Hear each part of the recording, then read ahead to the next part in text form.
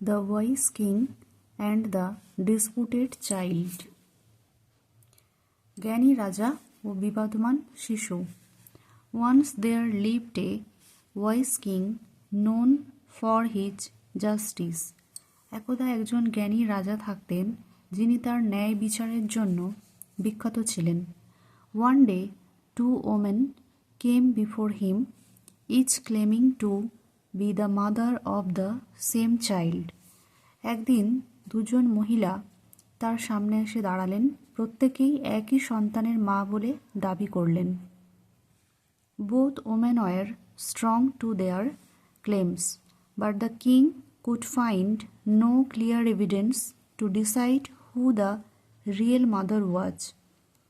উভয় মহিলাই তাদের দাবিতে দৃঢ় ছিলেন, কিন্তু রাজা আসল মাকে তা নির্ধারণ করার জন্য কোনো স্পষ্ট প্রমাণ খুঁজে পেলেন না।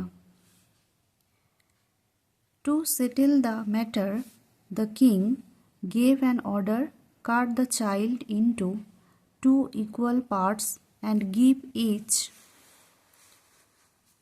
woman 1 half. বিষয়টি মীমাংসা করার জন্য রাজা একটি আদেশ দিলেন, শিশুটিকে সমান ভাগে কাটো এবং প্রতিটি মহিলাকে একটি করে অর্ধেক দাও। The first woman immediately agreed, saying, "Let it be done so that neither of us has the child." প্রথম মহিলা তৎক্ষণাৎ রাজি হয়ে বললেন, এটা করা হোক যাতে আমাদের কারোরই সন্তান না হয়। But the second woman cried aloud, "No, please do not harm the child." কিন্তু দ্বিতীয় মহিলা উচ্চস্বরে চিৎকার করে বললেন, না, দয়া করে শিশুটির ক্ষতি করো না। I would rather give him up than see him hurt.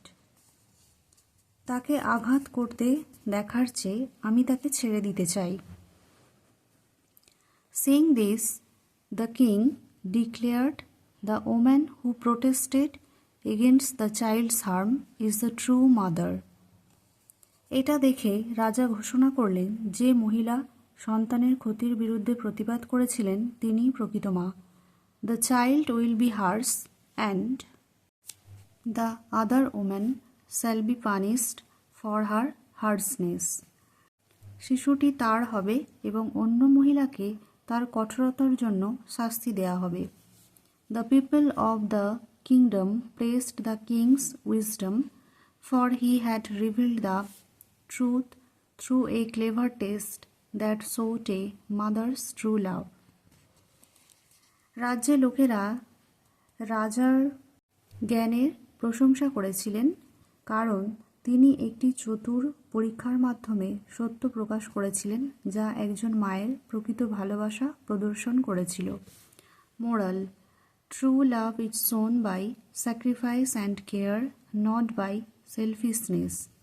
নীতি: সত্যিকারের ভালোবাসা স্বার্থপরতা দ্বারা নয়, ত্যাগ এবং যত্ন দ্বারা প্রকাশিত হয়। Thanks for watching. Stay with me and like, share, subscribe.